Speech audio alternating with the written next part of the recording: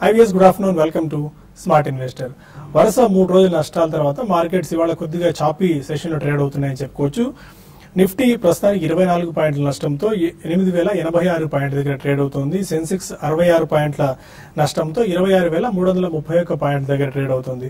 8050 above Nifty trade అవడం ఒక రకంగా కొద్దిగా ఆ స్థాయిలో పానిక్నెస్ రాకపోవడానికి కారణంగా చెప్పుకోవచ్చు. స్టిల్ మార్కెట్స్ లో అంత రిస్క్ ఆన్ మోడ్ ఏం లేదు అనేది ఒక సంకేతంగా చెప్పుకోవచ్చు. ఎందుకంటే 8050 తర్వాత ఒక సపోర్ట్ లెవెల్ గా, మంచి సపోర్ట్ లెవెల్ గా చెప్పుకుంటున్నాం. దానికంటే ఎగువనే ప్రస్తుతం ట్రేడ్ అవుతుంది. 8086 దగ్గర ప్రస్తుతం నిఫ్టీ చాలా సస్టైన్ అవుతుందని చెప్పుకోవచ్చు.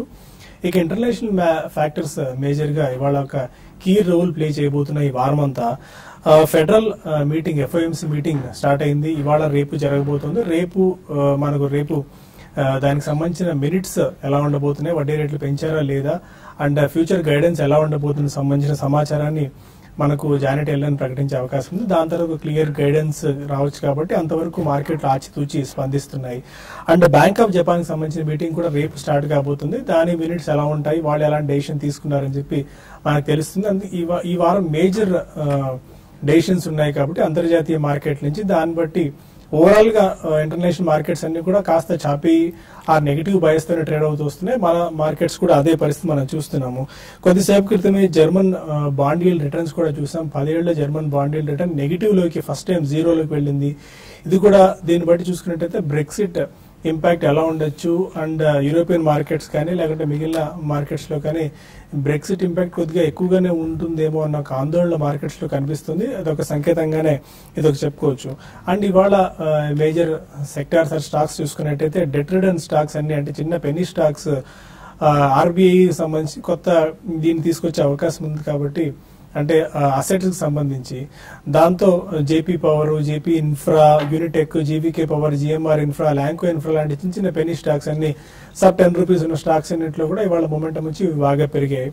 స్టిల్ షుగర్ స్టాక్స్ లో మొమెంటం మనం చూస్తూనే ఉన్నాం. ఇప్పటికే ఆల్మోస్ట్ ఒక 35 to 40% రిటర్న్ ఇచ్చాయి 3 months లోనే. స్టిల్ ఇంకా షుగర్ స్టాక్స్ లో జోరు కొనసాగుతూనే ఉంది.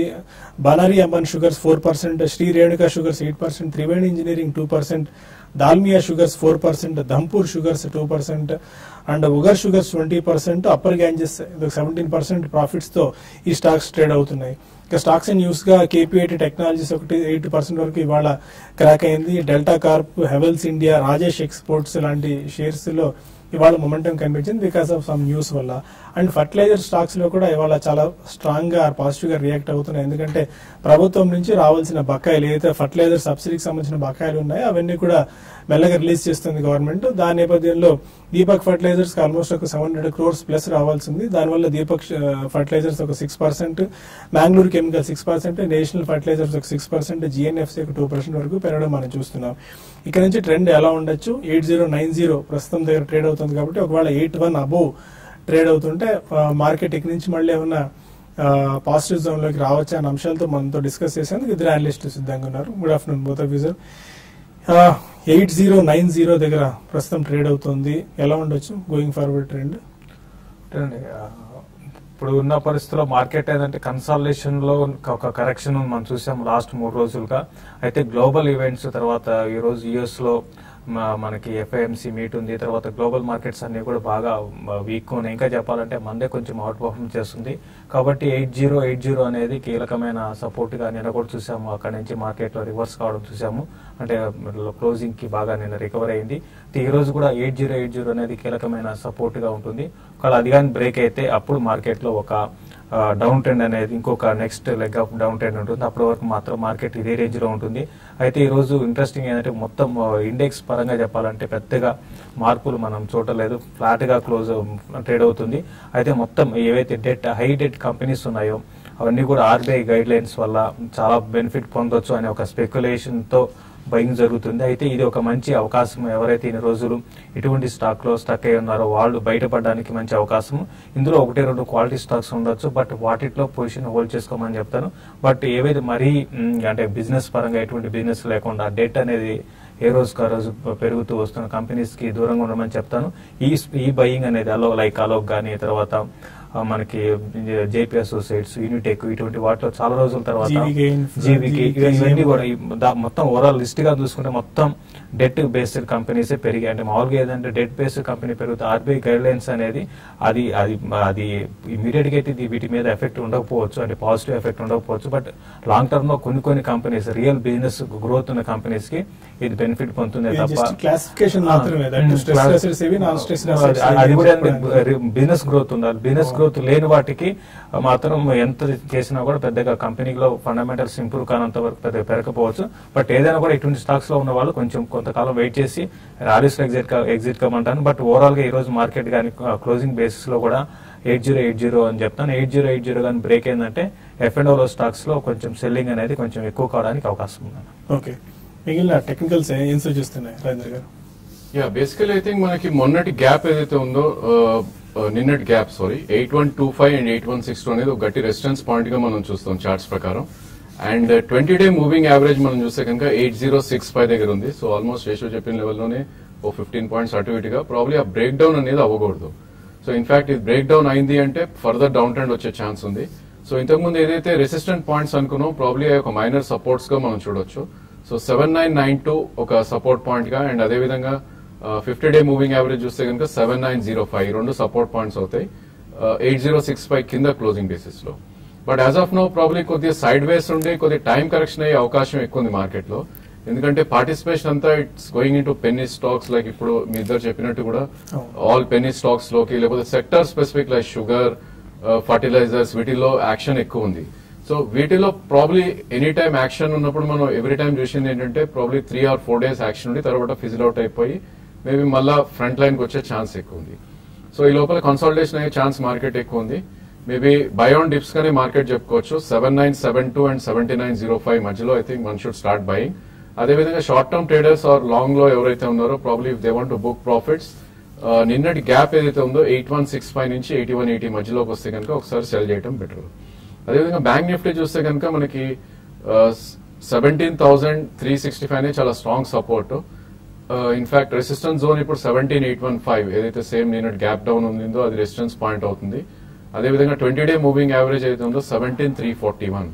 సో ఈ రేంజ్ లో ట్రేడ్ అయ్యే అవకాశం ఎక్కువ ఉంది 17,300 నుంచి 17,800 మధ్యలో. సో ఈవెన్ బ్యాంక్ నిఫ్టీ కూడా 17,300 నుంచి 17,180 వరకు డిప్స్ వస్తే కనుక బై చేయాలి. అండ్ ప్రాబ్లీ కొద్దిగా టైం కరెక్షన్ ఉన్నా కూడా మార్కెట్ మేబీ 1 or 2 weeks లో మళ్ళీ అప్ మూవ్ వచ్చే ఛాన్స్ ఎక్కువ ఉంది.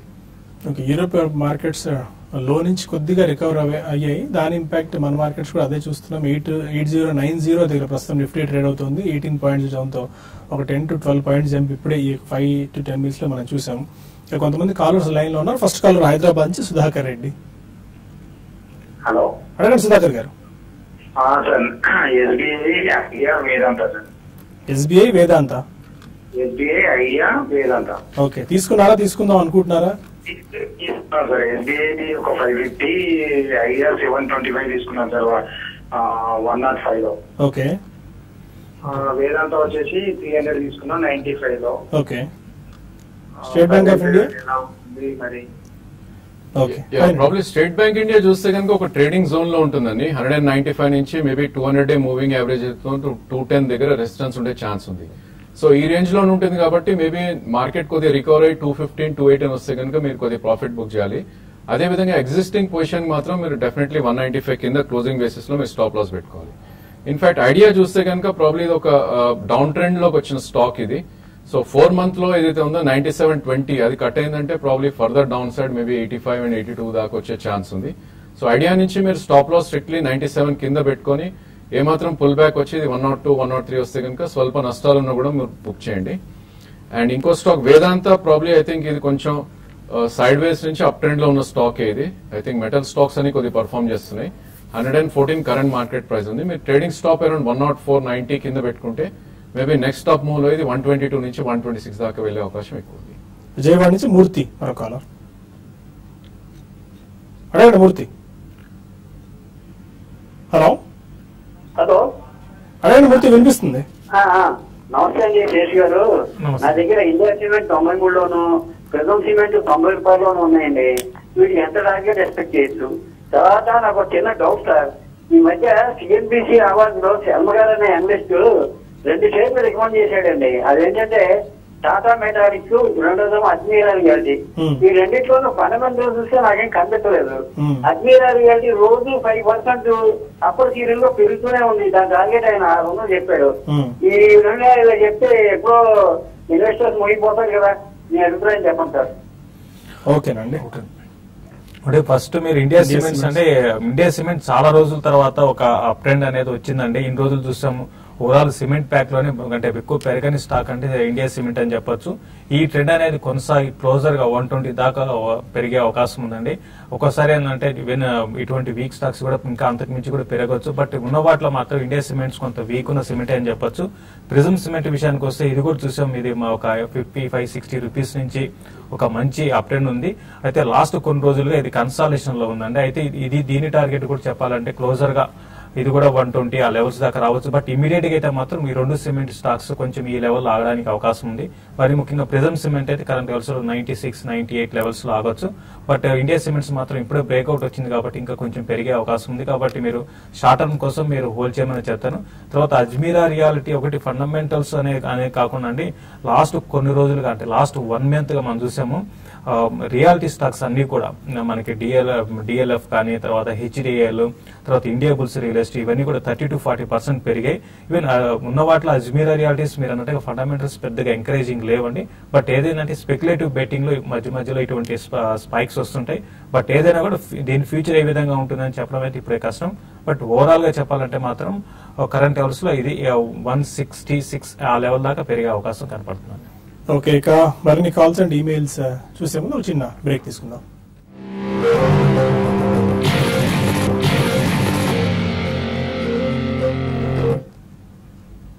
Welcome back to smart investor.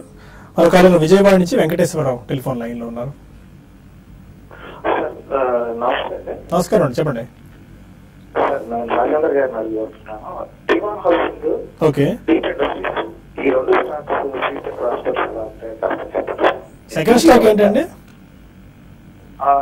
Deep industries అండి. Deep industries. ఓకే, తీసుకుందాం అనుకుంటున్నారా? దీవన్ హౌసింగ్ ఏమో తీసుకుందాం అనుకుంటున్నాను. డీప్ ఇండస్ట్రీస్ ఆల్రెడీ ఉన్నాయండి. ఏ ప్రైస్ లో తీసుకున్నారండి? డీప్ ఇండస్ట్రీస్ ప్రజెంట్ ఉన్న మార్కెట్ రేట్ లోనే తీసుకున్న దగ్గర 3 నెలలు అవుతుంది. ఓకేనండి, ఫైన్. ప్రాబ్లీ దివాన్ హౌసింగ్ ఒక మంచి అప్ ట్రెండ్ లోకి వచ్చిందండి. బేసికలీ బ్రేక్అవుట్ కూడా రావటం చేసాం and about 200 day moving average trade అవుతుంది. బట్ ఇప్పుడు కొద్దిగా కరెక్షన్ ఉండే ఛాన్స్ ఉంది. మార్కెట్ కరెక్ట్ అవుతే కనుక ఇది మొన్నటి స్వింగ్ లో ఇది 192 నుంచి 185 దాకా వచ్చే ఛాన్స్ కూడా ఎక్కువ ఉంది. సో కరెంట్ మార్కెట్ ప్రైస్ 204 ఉంది. మేబీ 2 or 3 ప్రైస్ పాయింట్స్ లో డెఫినెట్లీ మీరు కొనొచ్చు. నెక్స్ట్ బుల్ ర్యాలీలో ఇది 229 బ్రేక్అవుట్ అవుతే కనుక 260-270 దాకా వెళ్ళే ఛాన్స్ ఎక్కువ ఉంది. సో 3 to 6 months వ్యూ ఉంటే మీరు డెఫినెట్లీ 2 or 3 ప్రైస్ పాయింట్స్ లో మీరు తీసుకోండి. అండ్ డీప్ ఇండస్ట్రీస్ చూస్తే కనుక ఆల్రెడీ మనకి 4 months లో 170 నుంచి ఆల్మోస్ట్ ఇది 190 టచ్ అయ్యి కరెంట్లీ ఆల్మోస్ట్ అదే ప్రైస్ లో ట్రేడ్ అవుతుంది 180-185 లో. సో దీనికి కూడా బ్రేక్అవుట్ చూస్తే కనుక 197 అబోవ్ అవుట్ పర్ఫార్మ్ చేసే ఛాన్స్ ఉంది. బట్ చార్ట్స్ లో చాలా స్ట్రాంగ్ గా కనిపిస్తున్న స్టాక్ ఇది. బట్ లాస్ట్ 1 year లోనే మీరు గమనించాల్సింది ఏంటంటే 45 నుంచి 215 దాకా పెరగడం చూసాం లాస్ట్ 1.5 year లో. అండ్ కన్సాలిడేషన్ నుంచి కొద్దిగా కరెక్షన్ మోడ్ లో ఉంది.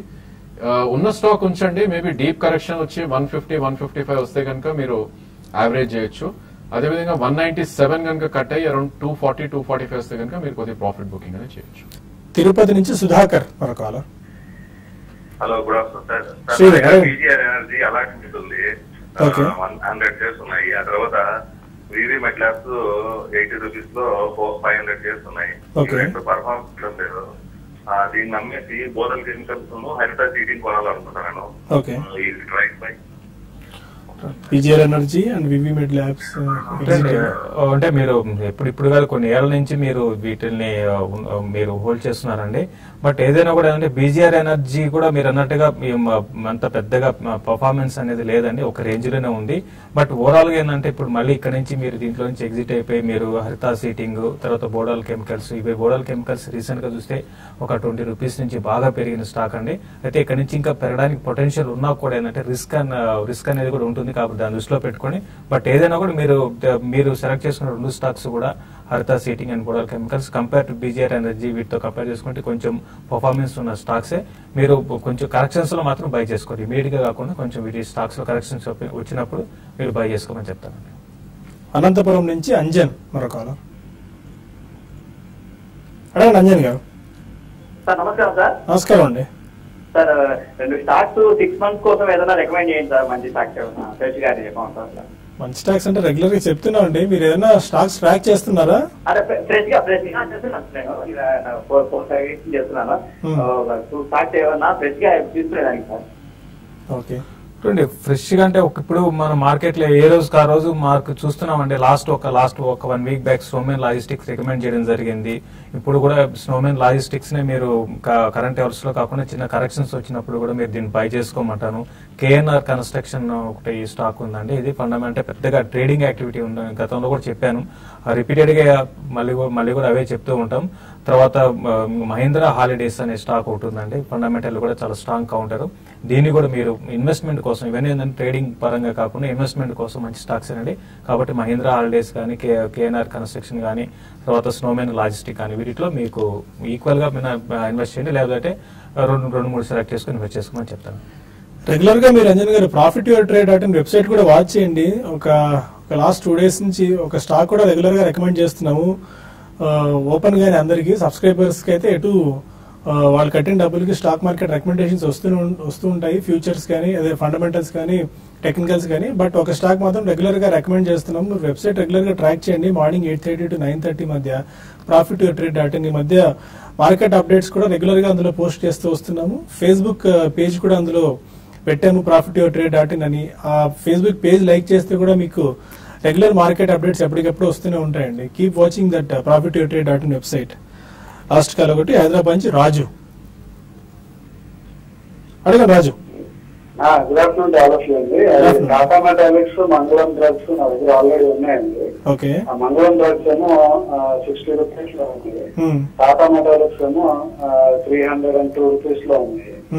So about 6 months to 1 year hold చేయగలను. హోల్డ్ చేయాలా, ఎగ్జిట్ అయిపోవాలా ఈ ప్రైస్ లో? టాటా మెటాలిక్స్ బాగా పర్ఫార్మ్ చేసింది ఈ మధ్య, ఈ టైంలో ఎగ్జిట్ అయిపోవచ్చా హోల్డ్ చేసుకోవచ్చు? టాటా మెటాలిక్స్ రీసెంట్ గా మనం రికమెండ్ చేయడం కూడా జరిగిందండి. నేను చాలా స్ట్రాంగ్ ఉన్న కౌంటర్, నిన్న కూడా 52 week హైక్ టచ్ అయింది.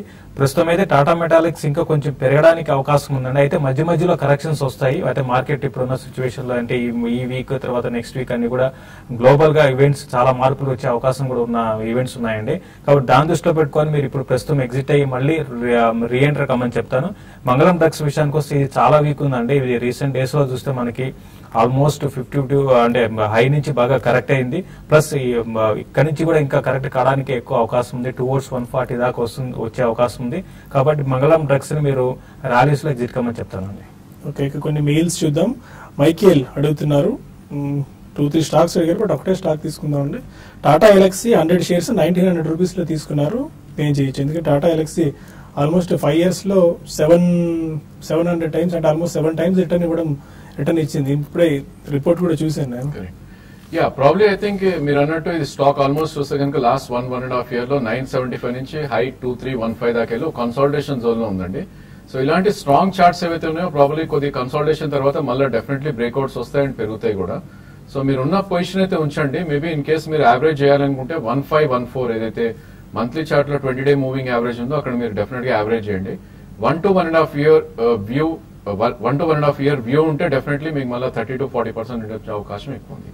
జయంతి అడుసుమిల్లి అడుగుతున్నారు, Panyam cements, Orbit exports long term గురించి తీసుకోవచ్చా? చూడండి పాండ్యం సిమెంట్ అంటే ఫండమెంటల్స్ పెద్ద గొప్పగా లేకపోయినా కూడా పర్లేదండి. ఎందుకంటే ఇది ఒక టైంలో లాస్ లో ఉండి ప్రాఫిట్ కి వచ్చిన కంపెనీ అండి. అయితే ఇప్పుడు ఏంటంటే సిమెంట్ కంపెనీస్ అన్ని కూడా బాగున్నాయి. ప్లస్ మరీ ముఖ్యంగా కొంచెం ఈ సౌత్ బేస్డ్ సిమెంట్ స్టాక్స్ అంటే ఇక్కడ బాగా రేట్లు పెరగడం అనేది ఒక కారణం అని చెప్పొచ్చు. బట్ ఇది కొంచెం స్పెక్యులేటివ్ బెట్ అవుతుందండి. బట్ మరి దీనికన్నా క్వాలిటీ స్టాక్స్ ఉన్నాయి కాబట్టి వాటిలో ఇన్వెస్ట్ చేసుకోమని చెప్తాను. ఈ శాస్త్రి అడుగుతున్నారు, బోడల్ కెమికల్స్, GSFC గతి 2 to 3 years టైం హోరైజన్ తీసుకోవచ్చా? యా డెఫినెట్లీ తీసుకోవచ్చండి. బోడల్ కెమికల్ చూస్తే కనుక మీకు ఆల్రెడీ 80 rupees నుంచి 106 వచ్చినా కూడా ప్రాబ్లీ ఒక బ్రేక్అవుట్ రావటం చూసాం. అండ్ ఐ థింక్ ఇక్కడ నుంచి కూడా 30 to 40% పెరిగే ఛాన్స్ ఉంది. బట్ ఇలాంటి స్టాక్స్ ఏంటంటే రిట్రేస్మెంట్ అనేది డెఫినెట్ గా ఉంటాయి. మేబీ మళ్ళీ కరెక్షన్ వచ్చినప్పుడు ఇది 88-90 దాకా రావచ్చు. సో 2 price points లో మీరు తీసుకోండి. అదేవిధంగా గతి కూడా మనకి 93 నుంచి ఆల్మోస్ట్ 160-165 దాకా పెరగడం చూసాం గత 1.5 months లోనే. ప్రాబ్లీ దీనిలో కూడా ఒక మైనర్ డిప్ వచ్చి అరౌండ్ 138 to 140 వస్తే కనుక మీరు డెఫినెట్లీ కొనవచ్చు. శశికళ అడుగుతున్నారు, LNT 1550 strike price call option తీసుకున్నారు 25.90 rupees దగ్గర, ఏం చేయొచ్చు, hold or exit? L&T 1550 call option. Currently 1458 ఉందండి. ప్రాబ్లీ 100 రూపీస్ ఎక్కువ దీనిలో మీరు కాల్ స్ట్రైక్ ప్రైస్ లో తీసుకున్నారు. మేబీ దీని సపోర్ట్ అనేది 1414 దగ్గర స్ట్రాంగ్ సపోర్ట్ ఉంది, ఏదైతే 20-day మూవింగ్ యావరేజ్ ఉందో.